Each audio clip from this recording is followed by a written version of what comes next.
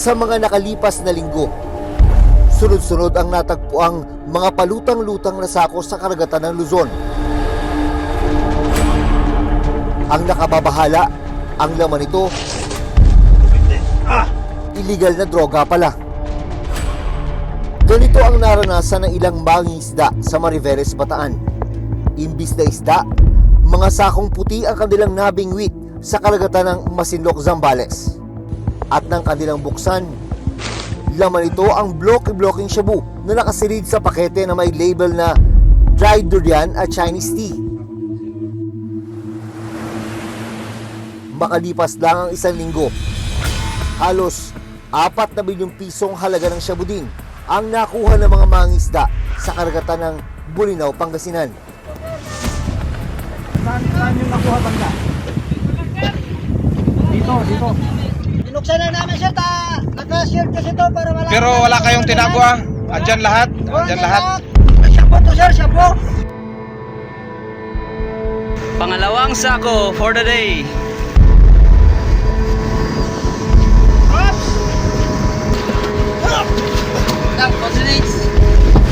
Umabot din sa karagatan ng Cagayan, Batanes at Ilocos sa mga palutang-lutang na shabu.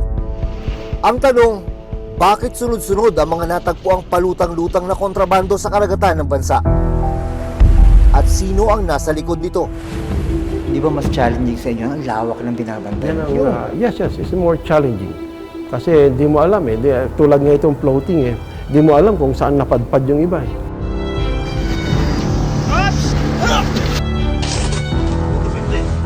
Siya po to sir, siya po.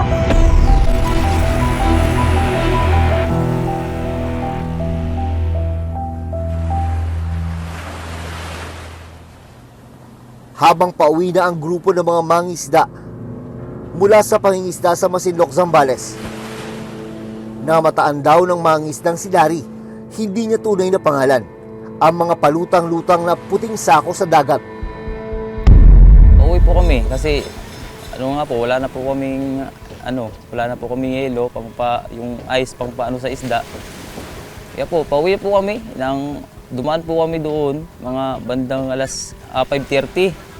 Paggabi po, nakakita po kami ng lutang-lutang na kala po namin sa una yung styrofoam lang po kasi di ba, puti, kulay puti. Kaya nirumbo namin, tapos expect din namin baka expire na pagkain.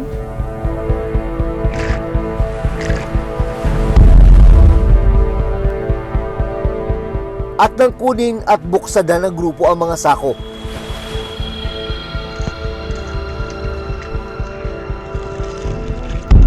Ilang berdeng pakete na may tatak na dried durian at Chinese tea raw ang laman nito. Mahilig po kasi magtatapon yung mga barko po ma'am ng mga expire na pagkain tulad ng noodles, ganyan po. Yung mga baka iisip ko po na baka ganun nga po, baka pagkain o yung nakasako po kasi. Sinubukan pa raw balatan ng kapitan ng bangka na si Romel. Hindi niya tunay na pangalan ang mga pakete. Yung kulay puti na buo siya ma'am.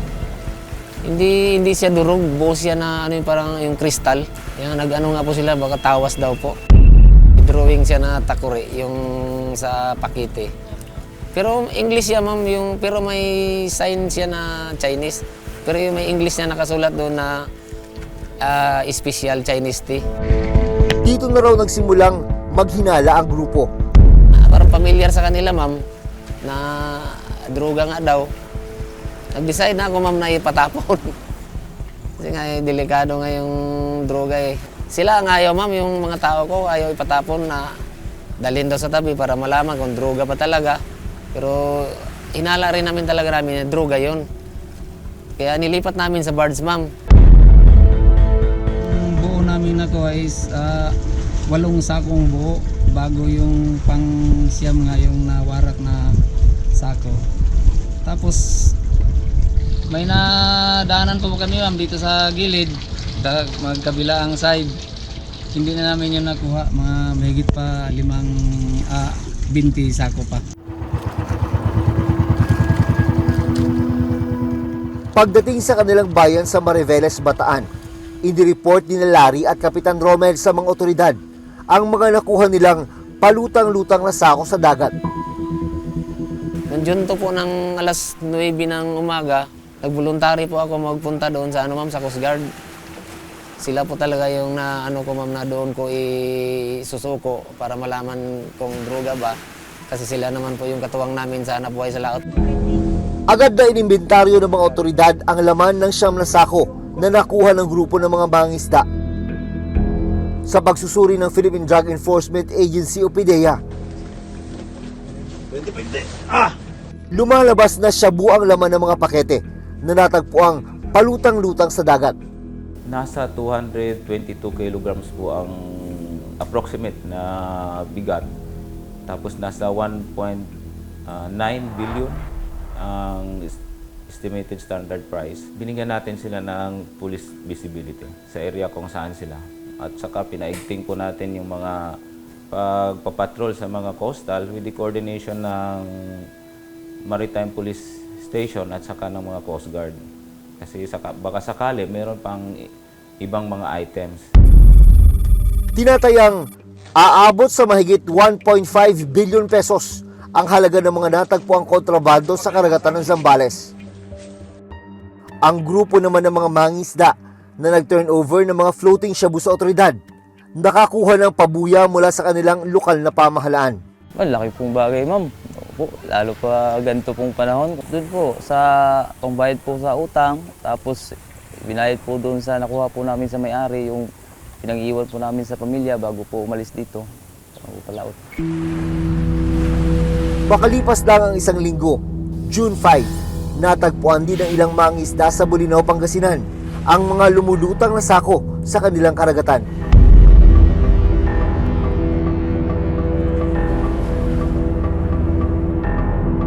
Agad nila itong inireport sa Philippine Coast Guard o PCG Northwestern Luzon na nagpapatrolya noon sa karagatan. Saan yung nakuha banda? Dito. Binuksan lang namin sir, naka-shirt kasi to para malaman. Pero wala kayong tinagwa? Andyan lahat? Andyan lahat? Walang laman yung tatlo? Sige. Shabu to sir, shabu. Hindi. Ano pa naman yan? I-check pa lang. I-check pa lang yan. Gajibay. Isinampas sa barko ng Philippine Coast Guard ang sakong nakuha ng mga mangingisda. Taga-asama mo, sir.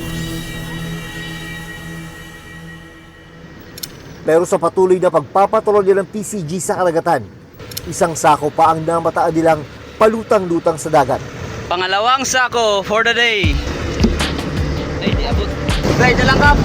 Hop! Sama na, Kap!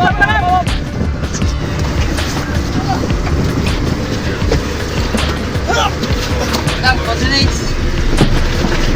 Kap, may butas na to, Kap!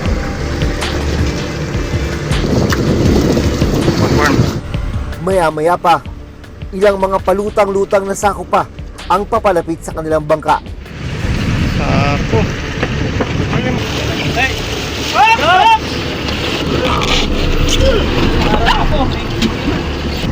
Sim lagayan.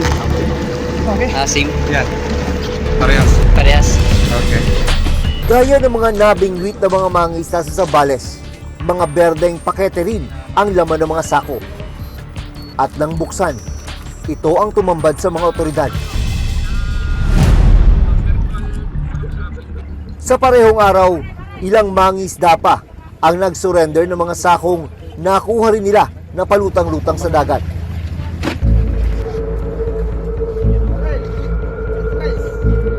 Sabay-sabay itong pinroseso ng mga otoridad. Hindi nakapalaot yung bangka na susundo dahil sa masamang panahon, biggest lead is alam na namin kung sino yung susundo. Pero yung pagpunta niya doon sa pangalawang attempt, meron na mga floating shabu. Aabot sa 6.5 billion pesos ang kabuang halaga ng mga kontrabandong mula sa karagatan ng Pangasinan. Nag-umpisang makuha sa Zambales. Zambales, then yan na, doon sa Pangasinan. Then Ilocos Sur, Ilocos Norte, now Cagayan, ngayon, Batanes. Pero ang titignan mo dito, bakit napakarami sa Pangasinan? Kasi napakarami naman talagang fishermen na talagang pumapalaot at yun ang hanap buhay nila. Even yung mga nakukuha natin dito noon, ganun din yung mga kanyan, yung mga packaging niya, mga Chinese characters, ganun na ganun. Nung nakuha ba ng mga mangingisda yun, meron talaga silang idea agad-agad na, uy, shabu yan, o yung iba clueless? Yung mga iba alam na. Pero yung mga iba hindi, kiniluto pa eh. Niluto? Oo, akala nila pagkain. Yung mga mangingisda? Yes. Eh, nung lutuin, na-dissolve lahat. Wala.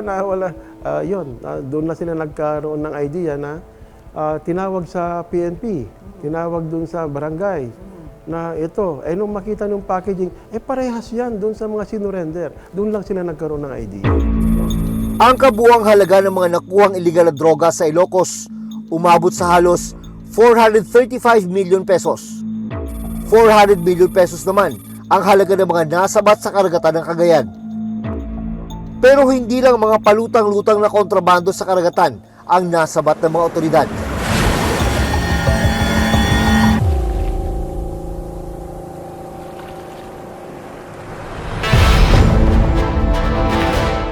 Madaling araw ng June 20, 2025, naharang ng Philippine Navy ang isang Philippine fishing vessel na may layong 15 nautical miles mula sa pangpang ng Zambales. Ayon sa intel na nakalap ng Philippine Navy, Northern Luzon, Naval Command at PIDEA, posible raw kasing may karga ang fishing vessel na ito ng mga hinihinalang shabu. Fishing vessels normally magkakadikit yan kasi pag may nahuli yung isa, this particular vessel was very far off, so it made us think that there must be something wrong or it became suspicious. Ayon sa investigasyon ng PIDEA, ang mga nakuhang kontrabando posibleng galing daw sa isang barko tsaka inilipat sa bangkang pangisda. Alas 4 ng hapon, nakarating sa pangpang ng Subic, Zambales ang nahuling fishing vessel.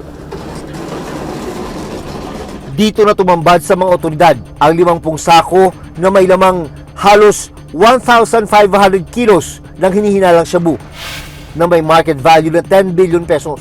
Ito kami ngayon sa isang high security facility ng Philippine Navy dito sa Subic, Zambales. Nabigyan tayo ng pagkakataon na makapasok dito para idokumento yung nangyayaring pag-didiskarga ng mga sako-sakong hinihinalang shabu na nakuha mula sa fishing vessel na yan.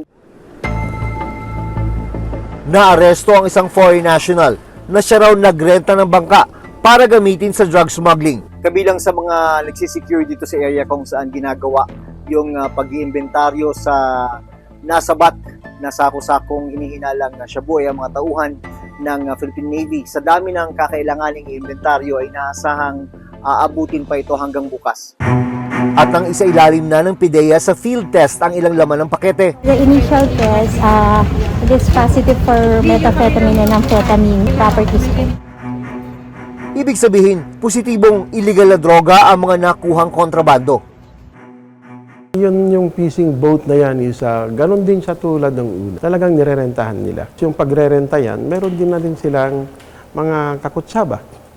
Kung sino yung mga pwedeng gamitin na bangka. We were able to come up with an accurate prediction na ito ay replenishment. While we are very, very busy, ay busy sila. It's the right time to make a replenishment. Ano kayang laman nito? Ayon sa PIDEA, posibleng sa iisang grupo lang nang galing ang mga floating shabu na natagpuan ng mga mangingisda sa karagatan ng Luzon at ang mga kontrabandong nakuha mula sa fishing vessel sa Zambales. Ang Samgor Syndicate na binubuo ng 5 drug triad na 14K, Bamboo Union, Big Circle Gang, Sun Yi-on at Wo Xingwu na pinamumunuan daw ng mga leader mula sa Hong Kong at Taiwan. Ayon sa PIDEA, kontrolado raw nila ang 40 to 70% ng drug market sa Asia Pacific. Nabanggit nyo na lang din yung Samgor. Ano ba itong Samgor na yun? Ito, notorious ito na it is a syndicate na talagang dyan na yan. Yun ang trabaho niya. Yung leader niya is nahuli noon. Tapos siya ang nagmamanage ng 5 sabihin natin, major groups ng triad in charge sa marketing. When it comes to distribution sa other countries like Asia, the SAMGAR takes charge of that. Pero paano ito nakapasok sa bansa? Pwede mo bang explain sa amin paano pinapasok ng mga smuggler yung shabu mula dito sa kanilang area patungo sa atin? Dito yung production area nila sa Myanmar. Then, dito, dadaan sa strait na ito, papunta dito sa may Singapore.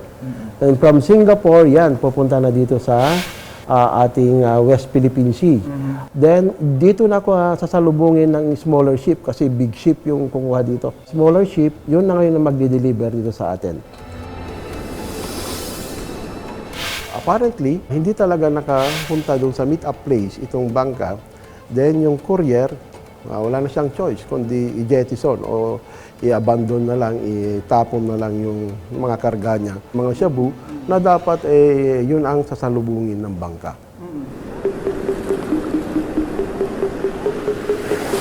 Kung titignan ang mapa ng Pilipinas, napaliligiran tayo ng karagatan dahil sa lawak ng ating maritime borders. Nagiging hamon sa mga otoridad ang mahigpit na pagbabantay sa mga pumapasok at lumalabas na kontrabando. Sa kasalukuyan, mahigit 33,000 na miyembro lang ng Philippine Coast Guard o PCG ang nakatalagang magbantay sa ganitong operasyon. Pero malayo ito sa kinakailangang bilang para mabantayan ang mahigit 37,000 na kilometro na haba ng ating coastline o baybayin. Kailangan lahat ng ating mga kapwa Pilipino ay magtulungan para mabantayan natin itong coastlines natin. Hindi kaya yan ng gobyerno, obligasyon nating lahat na Pilipino. June 24, 2025, ipinag-utos ng pamahalaan ang incineration o pagsusunog sa halos 1.5 tonelada ng iligal na droga na nagkakahalaga ng halos 10 billion pesos. What we will do now, titiyakin natin, ay ang proper disposal nitong mga drogang ito para hindi babalik sa black market. This will be brought for destruction to Capas Interlac.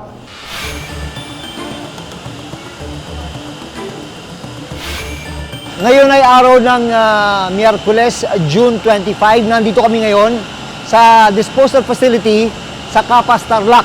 Alas 8:30 ng umaga ay inaasahang darating dito si Pangulong Bongbong Marcos para saksihan yung gagawing pagsira sa toneto-niledang shabu na nakuha sa iba't ibang operasyon ng PIDEA, pati na rin yung floating shabu na nakuha naman ng mga mangingisda sa Pangasinan, Zambales, Ilocos Norte, Ilocos Sur at Cagayan.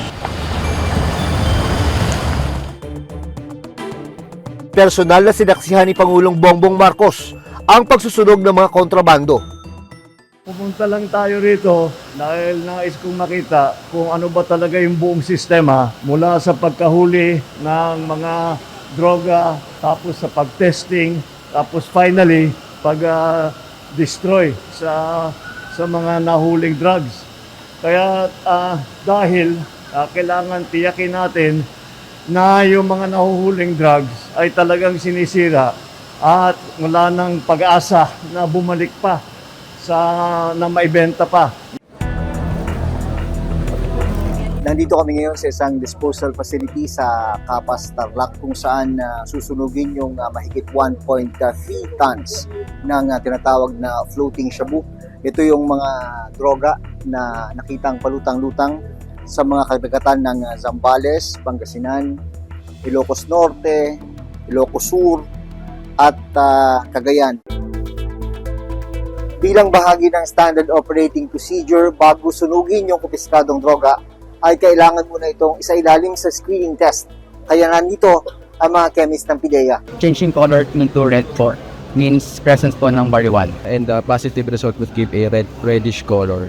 Presumptively, may presence po siya ng shabu kung ang kulay po ay magiging deep blue. Nang makumpirmang mga marijuana at shabu nga ang mga kontrabando, isa-isa nang inilagay sa incinerator ang mga sako at mga pakete ng iligal na droga at sinimulang sunugin.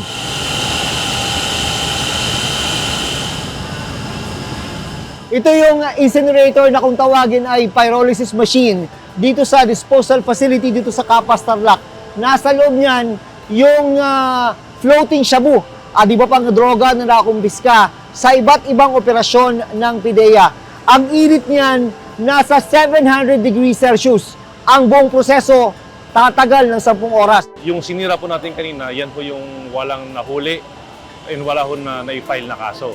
This is different kung ang ebidensya na meron po tayo, yan po yung may kaso na pending or meron nahuling tao. Kasi kung ganun po, kailangan niya ng court order.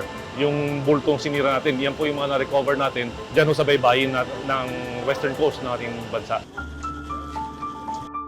Samantala, ang nahuling iligal na droga mula sa fishing vessel sa Zambales patuloy pa rin sumasailalim sa investigasyon. Bakit sumablay yung shipment na ito? Bakit kumalat sa dagat? Direct delivery ho ito eh. Ibig sabihin, yung foreign na drug syndicate, meron hong kausap po sa atin, meron silang agreement at a certain point, at a certain area, at a certain time, ihuhulog ko nila yung shabu. Ayon sa PIDEA, mula 2022 hanggang 2025, umabot na sa 62.17 billion pesos ang kabuang halaga ng mga nasabat na iligal na droga sa bansa mula nang maupo ang Administrasyong Marcos. Nasa 150,000 naman ang mga nahuling drug personalities na nagpuslit ng droga papasok ng Pilipinas. Pinakamarami sa nakumpiskang kontrabando ang methamphetamine hydrochloride o shabu. Ayon sa University of the Philippines National College of Public Administration and Governance o UP-NCPAG, malalim ang ugat ng problema ng iligal na droga sa bansa. Maybe napakadali para dun sa mga drug traffickers to be here because of weak institutional mechanisms na meron tayo. Mga fishermen, yung mga nakakakuha, hindi mga institusyon dapat to go against the drugs. Our government should really think about looking at that area, no, na para bang yung pagiging innovative and adaptive nito mga drug traffickers na to, that you have to shift also, no, your campaign, no, na hindi nga dito sa land and air. Intensified po yung ating campaign, ang ating mga operation laban sa mga big time drug syndicates. Mula pa lang sa taas, pinuputol na ho natin yan. Marami pa ba kayong inaabangan? Patuloy hong ang investigasyon natin. So meron pa ho tayong mga titignan na mga grupo ho na baka meron hong kinalaman dito sa mga bulto-bultong shabu na nakuha ho natin. Kulang ang ating kapasidad para bantayan ang malawak nating baybayin ng karagatan. Shabu to sir, shabu! Hanggat hindi ito natutugunan, posibleng makalusot ang mga sindikato na nasa likod ng iligal na kalakalan. Hanggang sa susunod na Sabado, ako si Jun Veneracion at ito ang Reporter's Notebook.